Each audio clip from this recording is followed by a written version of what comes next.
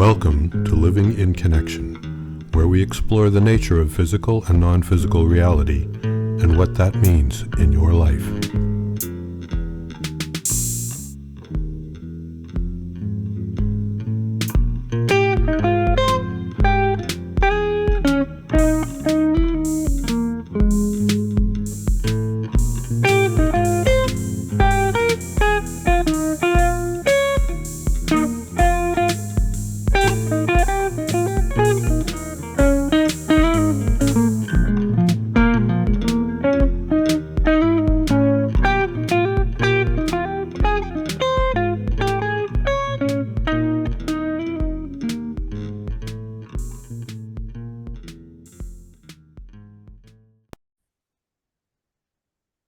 Well, hello and welcome again. I'm Dirk Dunning. This is Frank DeMarco with me. We're continuing our series of discussions about guidance and other things. And I'm not quite sure where we're going. Frank, we talked about guidance last time. Where are we headed? Well, you've just hit the whole problem of life, Dirk. Don't know where we are, don't know where we've been, don't know where we're going. Otherwise, everything's under control. I think one thing that a little bit of background for people is a lot of this stuff came from what we call the guys upstairs, much of it in altered state conversations with Rita Warren when she was alive 25 years ago. And one of the things that came up was this recurring question about, is there a path or is there free will?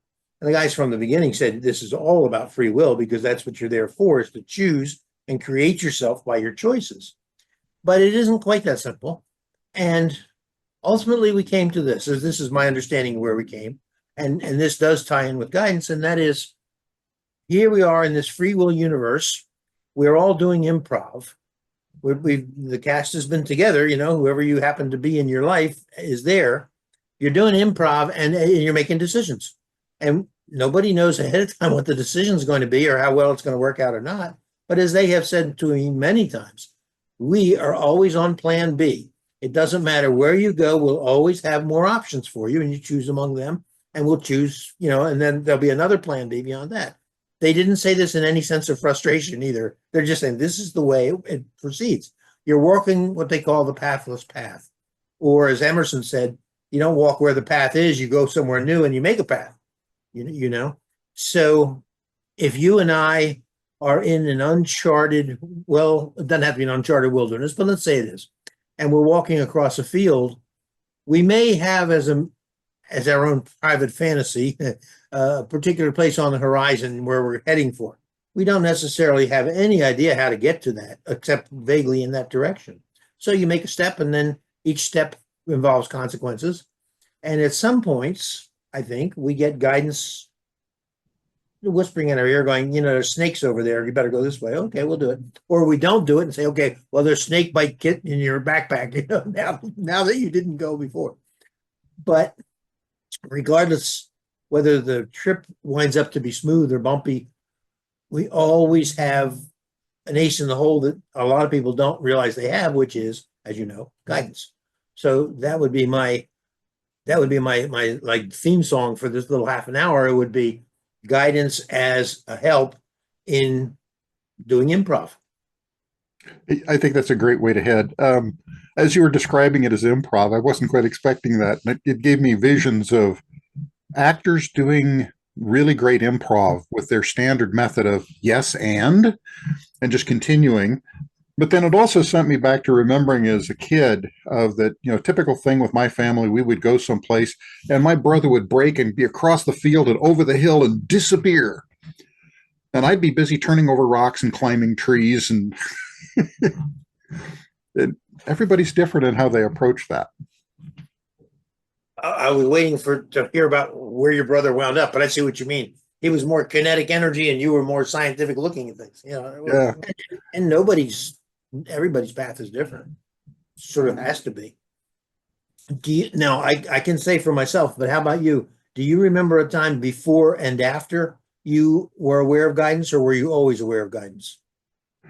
Well, for me, when I began, I felt like I was in connection with everything. And so today I think of that in terms of being in connection with guidance, but it was more and deeper than that. It was in one sense, an extension of myself, in another sense, I as an extension of everything. I didn't feel disconnected in the world. You felt like you belonged in the world and had a place. Yes. Yeah, and that I was very much a part of everything. That changed when I was about 11, and I'm not quite sure why that transition occurred, but it did. But then it wasn't until later that I started thinking of getting information as being guidance, because before, if I wanted the information, I would just turn my mind there and it was there. It wasn't that I needed to either wait for any information to come to me or anything like that. I had instant access to everything. Are we defining guidance as information though, as only information? No, I would define it much more broadly. I use that as a common means because usually when people talk about guidance, they talk about getting messages or Exactly. Yeah. that kind of thing. And I didn't want that to go down on the challenge because, at least in my case, it's much more feeling I should do this or feeling I should do that. And especially when it's instances where there's no way to justify it. You know, on the one hand, I can't justify it intellectually. On the other hand, I don't think it's just a wild hair, you know, so then that then becomes a matter of living in trust. Well, one of the ones I've noted is quite often in my life, I've been presented with what seem to be very particularly set up, chosen opportunities. Sometimes it's A or B. Sometimes it's much broader than that of choosing a direction. Yeah. But they felt like, not quite like a setup, but they felt very intentional. Yeah. Yeah. I did hear you say setup initially, and I thought, well, that may not be good. Well, that was the thing is when it would happen, I would have this particular thing come, and it's a clear fork in the road. And it felt like maybe it's a setup. It's like, okay. And so in my mind, I'm hearing myself ask, all right, what's going on here? Well, you know, when Rita and I talked about this, I don't remember if we talked about improv specifically, but when you're doing improv, as I understand it, I've never done it, every so often the director will say, okay, now this happens. The bus hits the tree. Now what? And everybody is required to stay in character and respond in character. I don't know about the plus and or whatever you said. Yes. Well, one of the standard improv things is one of the other actors will do something and you think internally, yes, and then you respond to it. In other words, you accept what they did as being valid, true, and part of the story, and now you have to figure out how to go from there. I thought it was as opposed to an implied, no, that's wrong. But no, I see where you're going. Well, and I think that really sounds much like our life. Unless your life is a lot more scripted than mine is. Sometimes, not always. As I say that, I'm thinking, well, let me ask the guys this because I think this is important. And yeah, that's what the sense came to me as I was saying that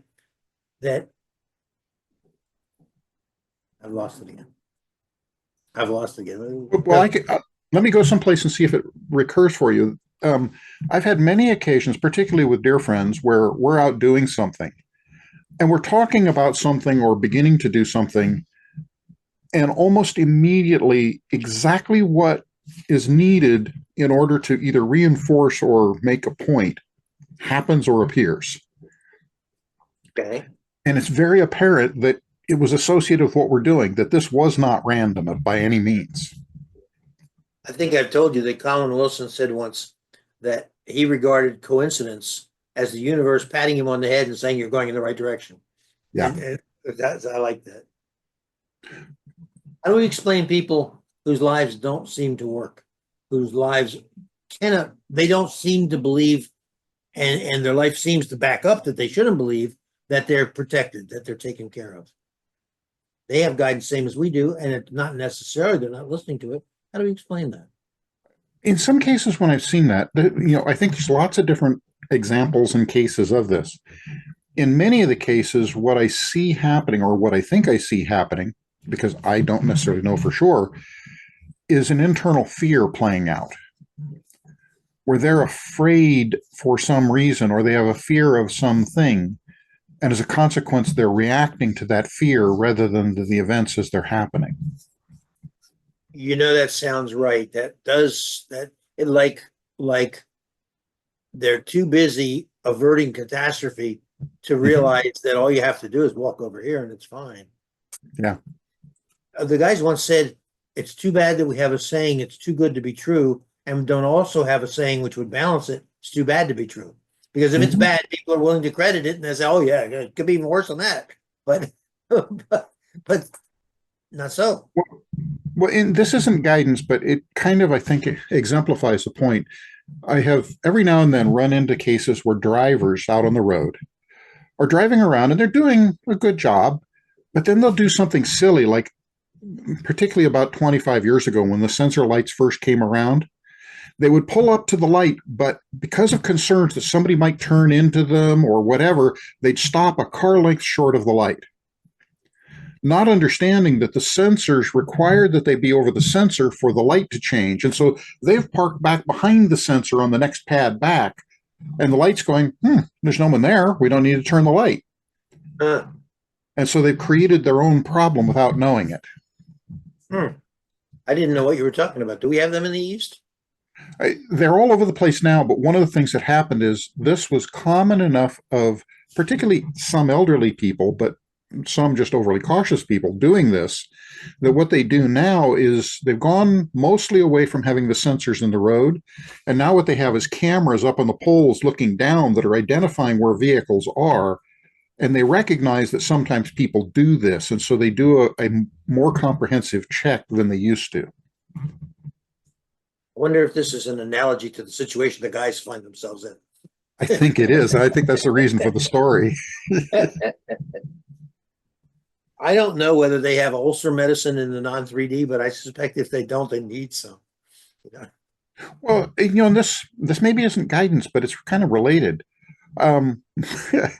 So two parts of stories, they're very short. The first was that a friend of mine was headed out shopping, Christmas time kind of thing, and he had a lot to get done this particular season and very little time to do it. And he was lamenting the difficulty he was going to have. And I said, well, let me lend you my parking angel. He says, what? So I lent him my parking angel. And he was suddenly blown away that everywhere he went, I told him, just think about where you're going and ask that there be a parking spot right in front. And every place he went, the spot opened right in front of him. As you know, a lot of people experience that right after Gateway when they go to Monroe. Right. Okay, and other? Well, the others are like that, of that if I'm driving around, if I'm in a unfortunate mood for some reason, one of the things I'll find is that I hit every single freaking red light. On the flip side, if I go into a different place in my mind, all the lights are green all the time. I did the first Shirley MacLaine workshop in Virginia Beach, and at the end of on Sunday night when it was over, and I was in a really, really good place, I traveled 50 miles through back streets and never hit a stoplight. It was, I mean, a red light. It was unbelievable, and never anything close to that ever since. And I wasn't trying either. It took a while to even recognize it. I suddenly realized it was green all the way. Well, and it's like this morning, before we were chatting, I went over to get something to eat at a local place, and as I'm driving back, I'm running a little behind schedule, and so I pulled up at this light, and it went through 3 entire light cycles without ever turning green for me. Ooh, that's interesting. And when I finally realized that, I thought, oh, Slow down. slow down, let go, green. Okay, Dirk. Supposing somebody's watching this and they either haven't had or haven't recognized direct experience of guidance. They're hearing us tell stories and they don't know whether we're telling the truth or not. But even if they give us the benefit of the doubt, they're going, well, that was them, but that wouldn't happen for me. What can we tell them to help them to experiment? Now, last time we talked about it and we said, you got to be open and you got to be not certain that it can't happen. It's okay to not know whether or not it can, but don't be certain that it can't or it's not going to happen. But what else can we tell them that would be practical and useful? Well, I think it's the active form of what you just said, of, particularly if you have a tendency to be, say, of a hard scientific bent, and you're certain that these are the rules of how the world works. Yeah. Consider that might not be the case, but go the next step of actively considering, what if it were the other way? And for today, I am going to believe it is the other way and just see what happens. All right.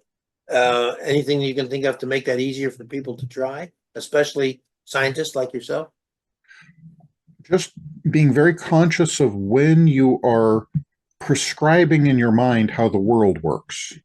Yes, yes, yes. And And it could that's be a whether little, it's from religious belief, philosophical belief, science, it can be from any kind of belief system, that's not our just commercial for Carl Jung. Until you make the unconscious conscious, it will rule your life and you'll call it fate. exactly. Yeah, yeah. You know, I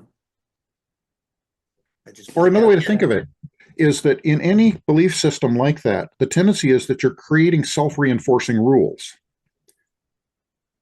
And Yes, you yes, can exactly. consider for the moment that maybe that's not how it actually works and choose to set it aside for a time. You don't have to say you're going to do it forever. I'm just going to do it for the next hour.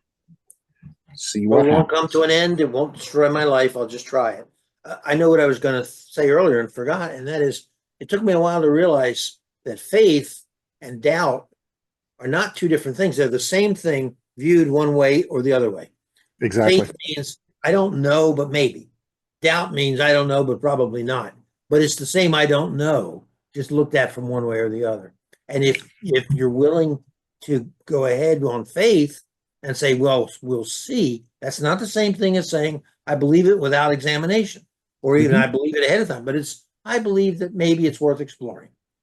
I think that. And I would suggest another step to try if that works out for you, if you find something interesting, to then try another step of going into intentions and requests where there's a difficulty. There's a book about the fourth mode of prayer, and there's several others along the same line that point out the problem where people will really want something, and what they think they're requesting, they form in the phrasing of a demand that's in the future.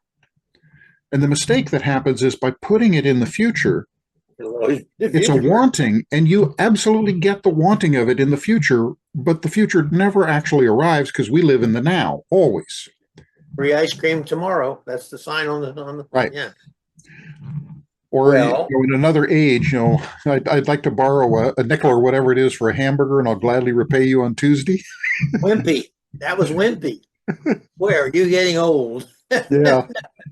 But the Well, thing of it is that you can then, if you think about the languaging, think about requesting and intending that events occur to accomplish particular ends where it's not just true in the future, but it's true now, that the phrasing makes it true potentially now.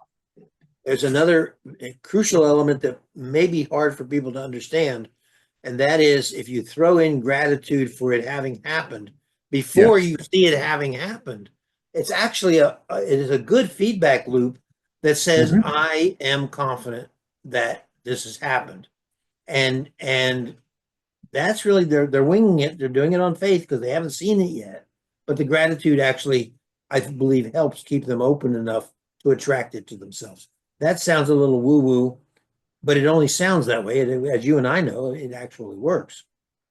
The kind of languages, it's like, say if you're having some health issue, is I am moving into radiant health. It doesn't imply that you are absolutely there now. It doesn't apply that it's in the future either. It allows that it's true now and in the future. It's That's sort of not on a the perfect borderline. example, but it gives you the idea. It's sort of on the borderline there. But it does give you an idea. Or, well,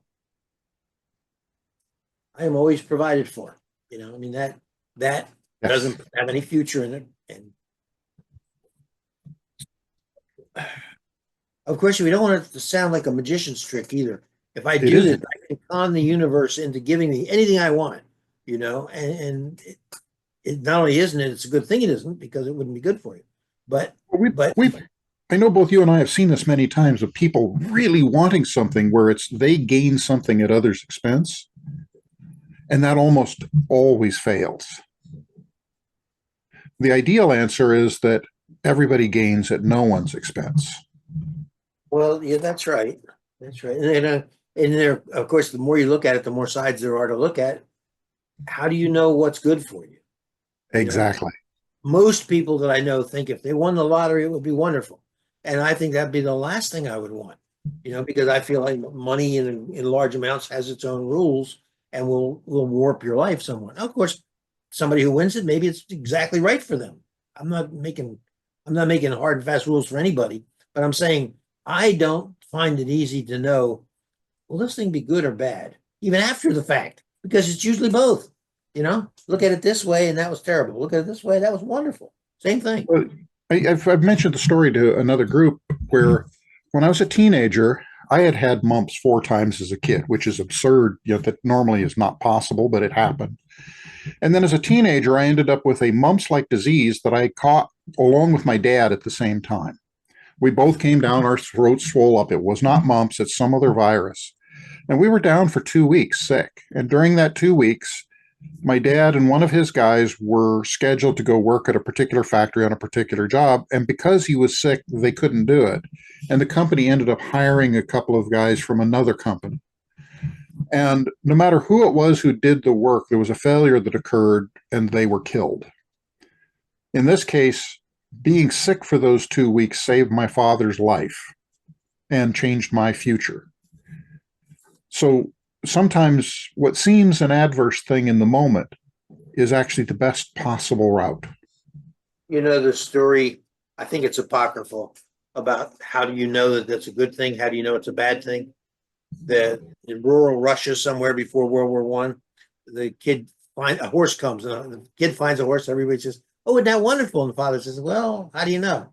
And kid's riding the horse and falls down, or falls off the horse, gets thrown, whatever, and it makes him permanently lame. And everybody says, "What a terrible thing!" And the father says, "How do you know?" The Tsar's armies come to conscript all the men in the territory. They don't take him because he's lame. What a wonderful thing! How do you know? It's the same. Yeah. It's easy to be certain. It's not so easy to be right. And a lot of times you really don't know until far past the events. That's why I think I've more or less given up wanting. It's like I trust that my life will give me what I need, and I trust that somebody else who's got a little more on the ball than me is steering the ship.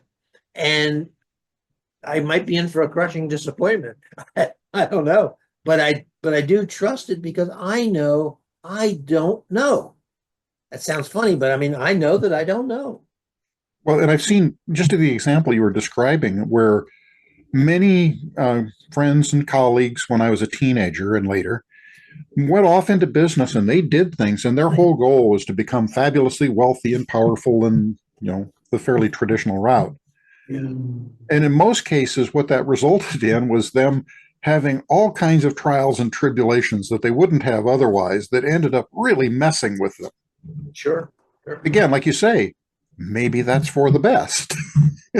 Well, yeah, exactly. Since you don't know what the whole life story is about, and you don't know what they're here to experience, maybe all of the disasters worked out well. But Yes. Just the only thing I can take out of it is don't judge, because I never have the data. Can't help judging provisionally, but I know that I don't have the data. The one thing I'm fairly certain of is that intending and requesting joy and love is almost universally a good thing. Can't imagine how it couldn't be. That's a good way to look at Well, it. I leave open the possibility it isn't because I don't know all the paths. We're coming up about 5 more minutes, I think. So if we're going to wrap this up, how would we wrap it up?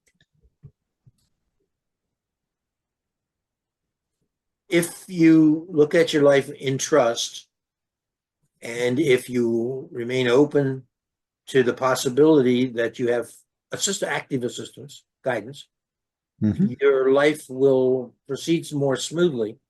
And this is not a prescription for no problems, but it is a prescription that whatever problems are there can redound to your benefit. Your plan B can always be a plus rather than a minus. That doesn't mean you're able to judge a plus from a minus, but then you're back to the initial starting point, trusting in life. I don't know whether that was good or bad, but I'll trust that it was. That sounds a little slipshod, but in practice, it seems to work for me. And I think the one I would add is that it's a paraphrase of an idea that you often use. If I was wise enough to ask, what would I ask? And I would put it as, if I was wise enough to view this situation correctly, how would I see it? My suspicion is you would see it several different ways at the same time. Mm-hmm. It's an You have interesting one more life. in there, I can tell. What is it? Well, no, I was just thinking, I mean, it's an interesting life. It's so intricate and it's so open-ended that it's such a shame and such a waste of time, really, to be uptight about it, or to think this has to mean this, or these are the rules and the rules never bend. It's much easier and more sensible, to my mind, to just trust it as, life is a miracle and we don't really have the ground rules, but we can take advantage of it. Right. That's what I would do. Again, thank you for another fabulous conversation. We might have even Indeed. stuck to the topic. You can't tell. Well, and I hope people find this useful. Maybe there's some guidance in here they can gain from, or perhaps they'll have questions for us. It'd be nice. Glad to answer. All right. Next time. Next time. Thank you. If you enjoyed this episode, please press like. Please press subscribe to stay informed of new episodes as they appear. We would love to hear from you in the comments section below, and we wish you the very best in connecting with your own guidance.